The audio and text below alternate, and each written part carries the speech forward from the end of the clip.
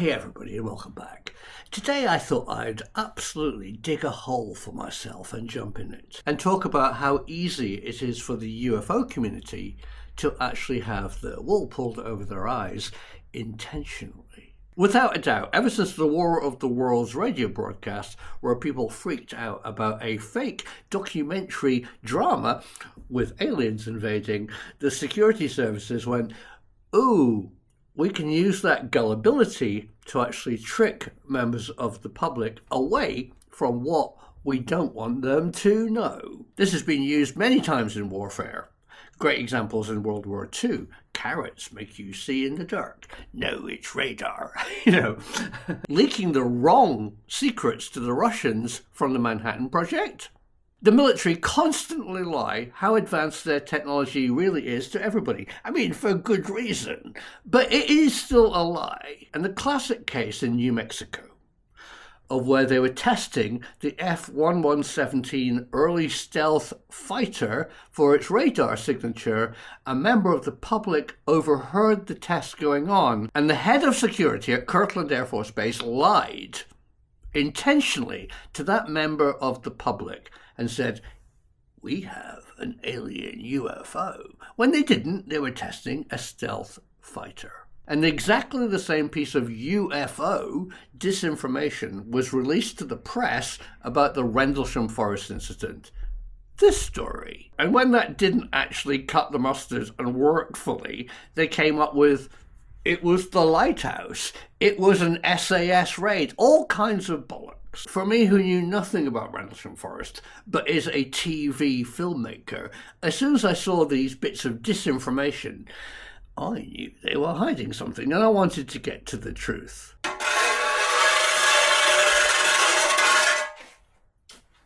So I've gone outside and got myself a shovel, because I'm about to dig the biggest hole that I could dig for myself in the view of the UFO community. So let me put myself on the line, as I am prepared to do for you, and to address head-on the Jim Penistone triangular craft and hieroglyph story at Rendlesham Forest. So listen up very carefully to this statement.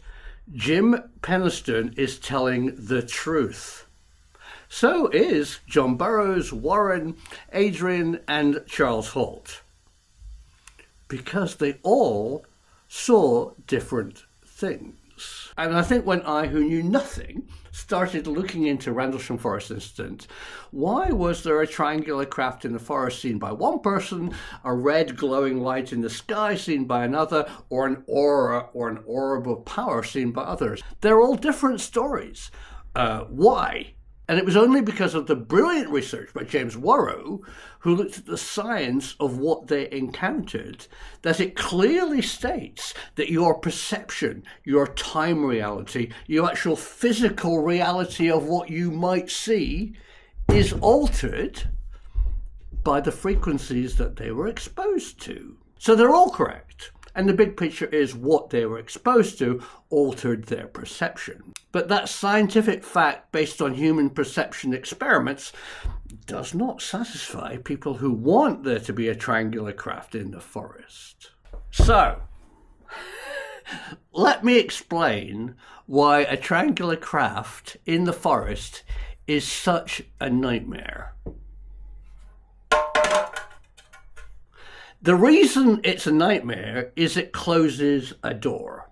No longer do you need to investigate, was it possibly a Cold War weaponization of UAP? Why Rendlesham Forest? Because it's surrounded by SDI research laboratories. As soon as you go down, it was a triangular craft that landed in the forest, it was aliens, and it closes the case. Now, in my humble opinion, and you can all just unsubscribe, right now, go away, I don't care. By claiming it was an alien craft that landed in the forest, you're not doing yourself or anybody any favors. You're closing the case. The only concrete evidence and the best evidence for what really happened at Rendlesham Forest are the injuries to humans. Dr. Kit Green, at one time the chief medical officer for the CIA, the man who solved the Georgy Markov case, is fascinated with human injuries by UAP. And Dr. Green and Gary Nolan and lots of other people have correlated the injuries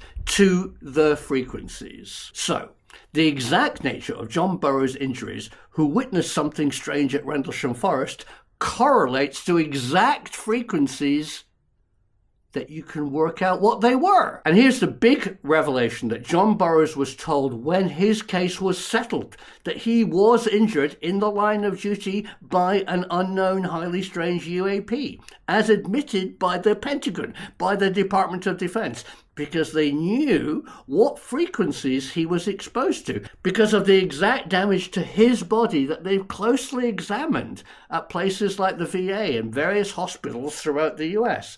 They know what hurt him. John Burroughs and others' injuries were caused by non-ionizing radiation. That means they're not nuclear. They're not alpha, beta, gamma rays, or even X-rays.